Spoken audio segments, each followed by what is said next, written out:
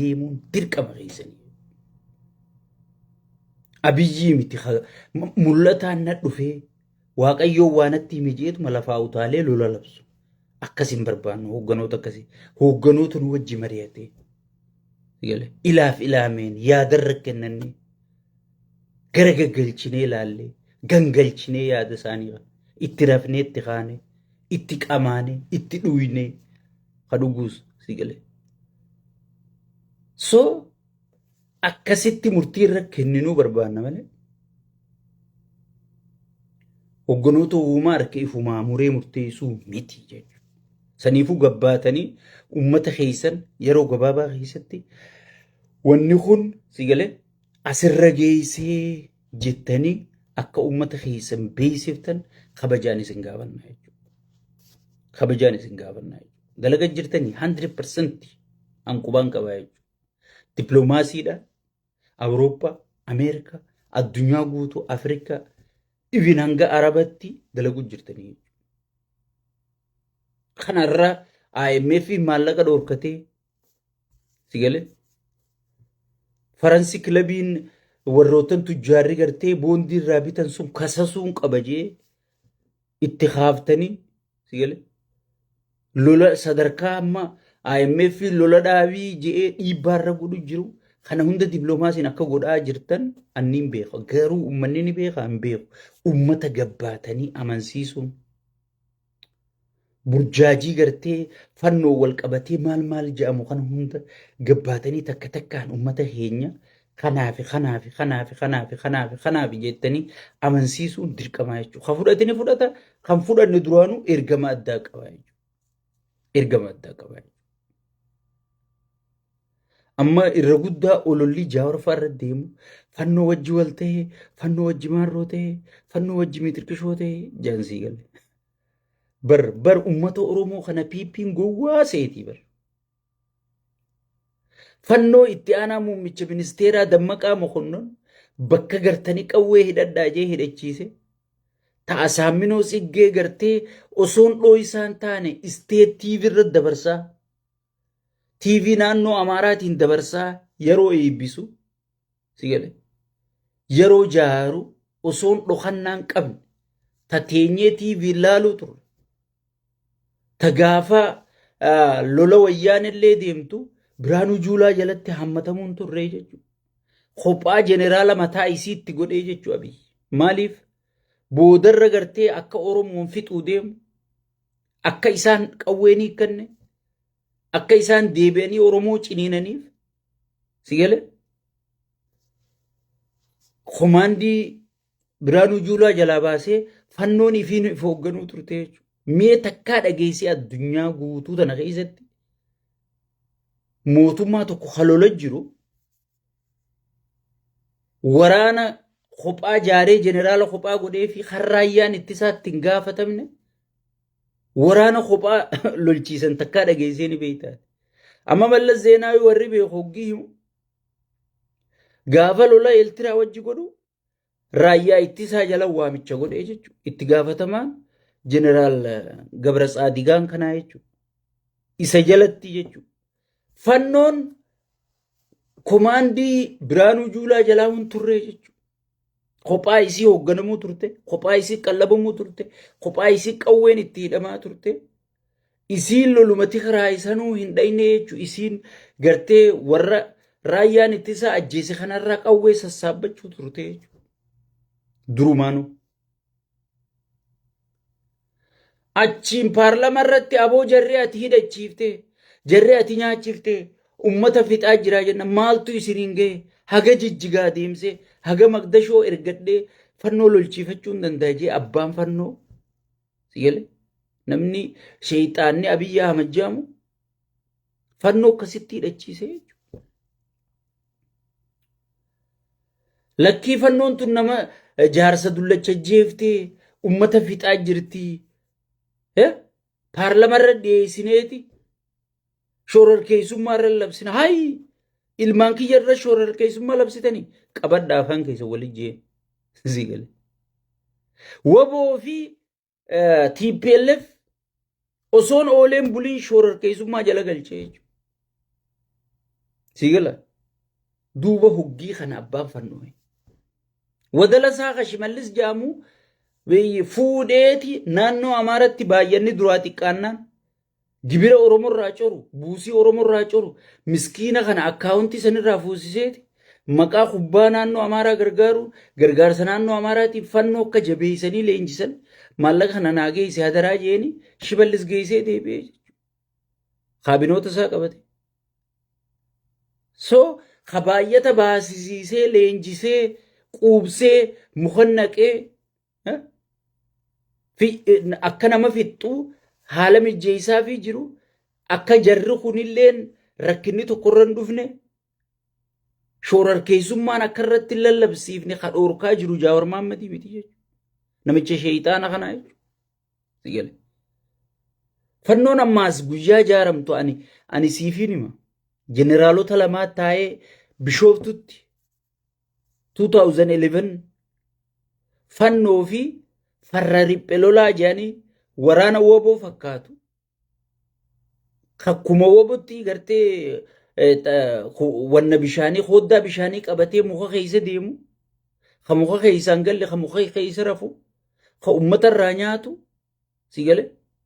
Jeneraalonni lama kan isin beeytan maqaa isaanii isiniif hin dhawa yoo barbaachisaa ta'e Bishooftutti taa'anii lafa kaanii leenjisanii akka gartee Oromiyaa keessa maqaa Amaaraatiinis bobbaasan maqaa Oromootiinis bobbaasan karoorritti kennamee leenjii xumuratanii 2011 akka lakkoofsa Itoophiyaa Bishooftutti ijaaramte jechuudha.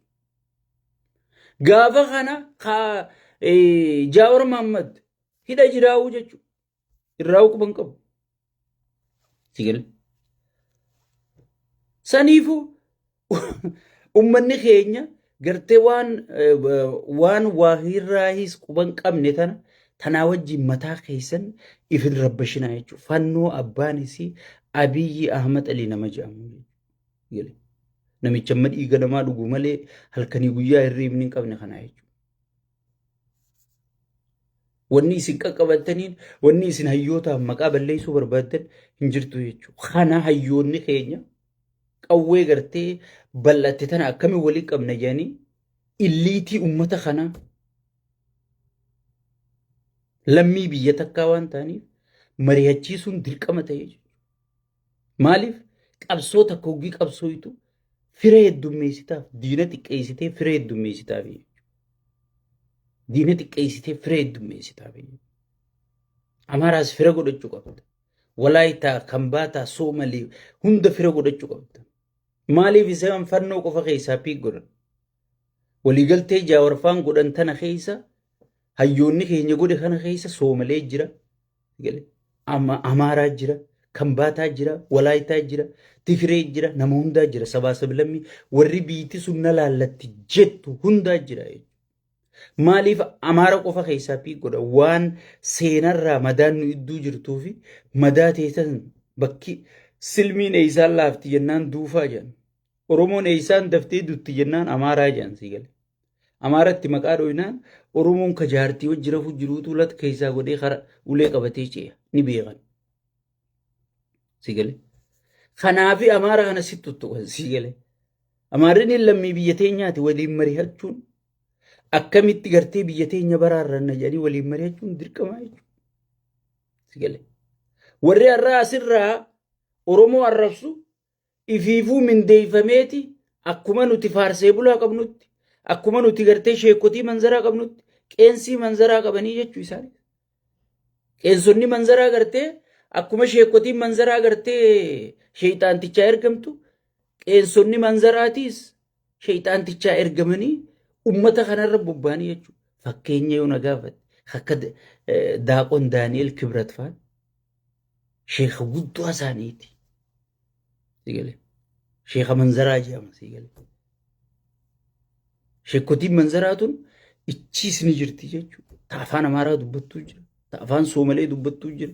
Taafaan Tigiree dubbattuu jira. Sheekotiin manzaraa bakka hunda guutu jechuudha. Qeensiin manzaraatis bakka hunda guutu jechuudha. So qeensiin manzaraa gabbaateeti akka nama Amaara jibbuu kana fa'a amma viidiyoo takka afaan garree ta'a. Mootummaan kun mootummaa Oromooti. akkam nagayumaa ganaa isin barsiisuu ta'a je'ee qaallicha tokko ka uummata walitti qabee haasa'uun garreesii gala. Mee dhugaa rabbii gaqqabii ilaale. Namni garteeniin qabsaawaa aangoon qabadhaa je'ee deemu uummata Oromoo kana fi qabamoo uummata guddaa kana uummata maaslaftii irra dhuftee aangoo muudeemtu masaraan isa keessa jirtu kana fi qabamoo akkasitti arrabsa. Sigale. Akkasitti arrabsamee naa himime. Sigala. Uummanni keenya dammaquu qabdanii jechuudha. Uummanni keenya dammaquu qabdan. Faarsee bulaan nu qofa keessa hin jiru. Sheekotiin manzaraa, qeensiin manzaraa Oromoo qofa keessa hin jirtu. Bakkayyuu jirti jechuudha. Bakkayyuu jirti. Qaallichi gartee bakkayyuu warra bitamu kana akkana laalee beeka. Dallaala tureemiifi warra dallaalee Oromoo fi Amaara hunda tokkomee gartee fannisiisuu tureemi gaafa wayyaanee abbaan isaa Geetaachoo Raddaa fa'aan gaafa ergatan. Sirri beekaa jechuudha. Madaa hawaasa kanaatii sirri beekaa jechuudha. Tanaaf madaa hawaasa kanaa tuttuqaa jechuudha. Uummanni keenya dammayxanii yoo ka miidiyaa irraa dhufee maqaa afaan Amaaraatiin Oromoo arrabsu gartan sheekotii qeensii manzaraatii baqadha. Akka waliin gal, akka waliin dhageeny, akka wal jalayyaan, akka waliif hin hadoon, akka waliin hin qabsooyin si godhuufi jechuudha. Amma kaleessa isinii barreesseetiin jira Dabuub keessatti gamaggammii baatii 3 ministeerotaaf godhe jechuudha. Rakkoon gana dhuftii je. Amma dura fuuldurri keenya ifa jechuu turan. Amma fuuldurri keenya dukkanaa jechaa jira. Sigale. Fuuldurri keenya dukkanaa jechaa jira. Baga fuuldurri keenya ifa garuu kasaa dukkana malee. Kasaba keenya ifa garuu kagartee sheexaantichaa dukkana malee. Uummanni keenya wanni beeku. Abadan haga hayyoonni keenya jiru, haga woboon teenya jirtu, wanni gartee kuni nurraa taruu inuma hin jirtu jechuudha. Inuma hin jirtu jechuudha.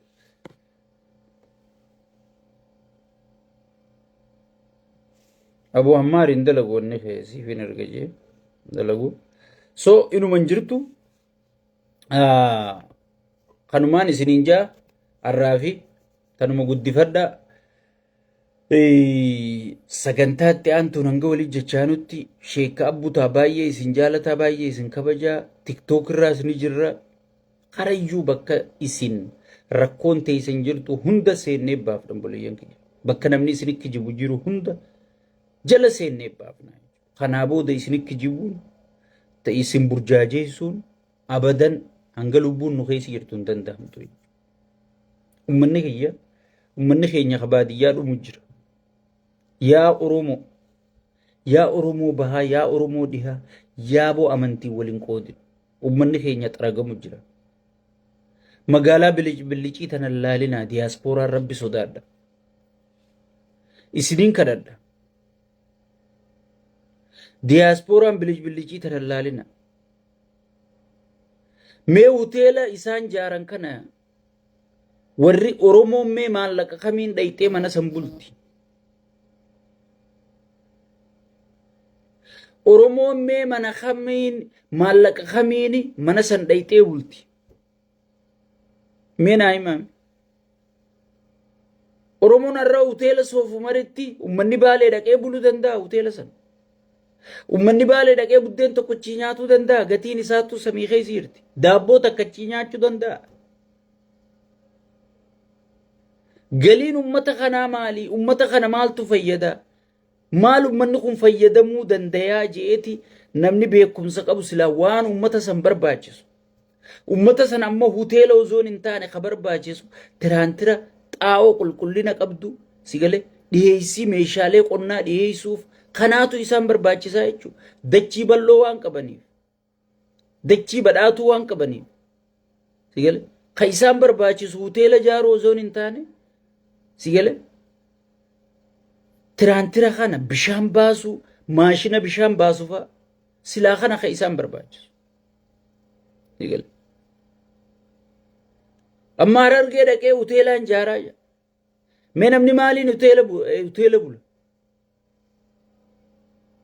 Mee Oromoon hoteela buluu dandeessu nan meeqame? Hoteela qaalii san halkan tokko yoo bulte dibicha tokko guutuu gurguru qabda. Halkan lama yoo bulte dibicha